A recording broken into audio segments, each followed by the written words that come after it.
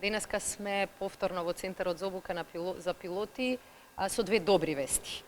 Едната вест е дека веќе новата група на кадети кои што се подготвуваат да бидат пилоти започна со обука и за прв пат после толку години на функционирањето на Центарот за обука за пилоти решивме еден од нивните екзистенцијални проблеми.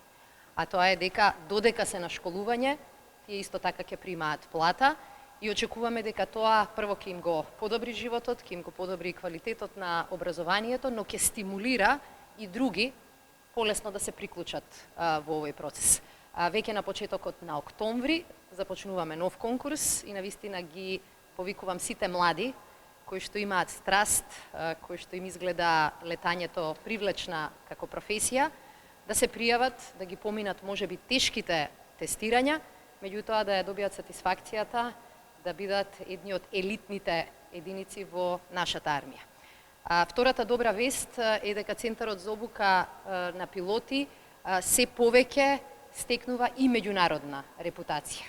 И ми е задоволство што денеска и во овие вкупно 6 недели речиси 60 пилоти од полската армија ќе добијат обука на симулатори токму во нашиот Центар за обука на пилоти и затоа денеска сме тука заедно со полскиот амбасадор.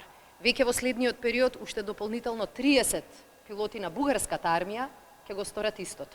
И тоа покажува дека Република Северна Македонија како идна членка на НАТО веќе има квалитет и знаење кое што може да го понуди на сојузниците.